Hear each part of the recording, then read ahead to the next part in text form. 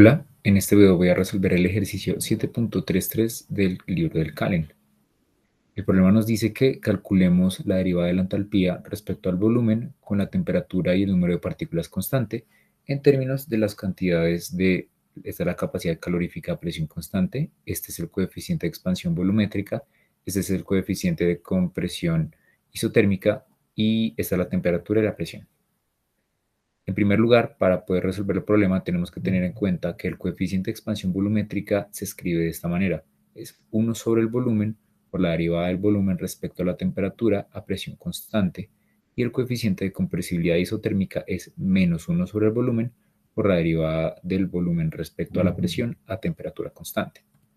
Ahora bien, empezamos con la expresión para la entalpía, que es la energía interna más la presión por el volumen, y pues tenemos que entonces la variación de la entalpía va a ser esta.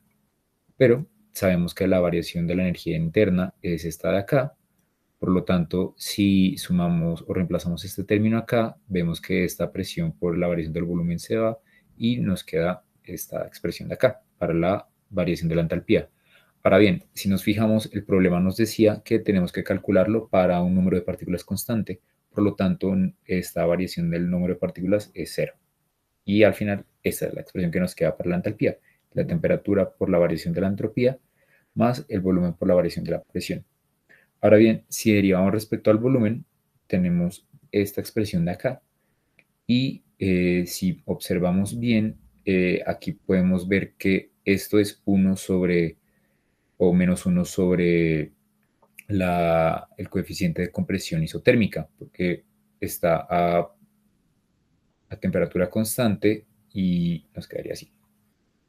Entonces vemos que esta parte de acá se convierte en esto.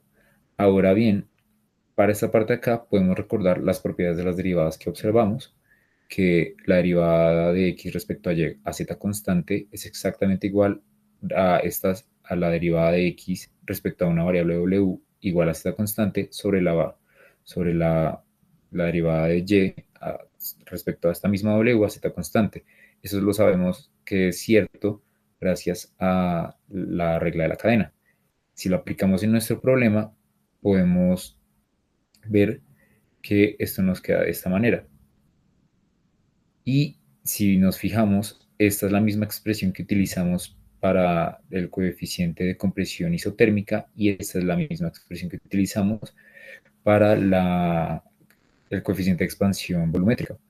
Lo único que nos faltan es dividir ambos respecto a b, pero pues es como si multiplicáramos por 1. Así que haciendo esto nos queda el problema de esta manera, la temperatura por esto de acá.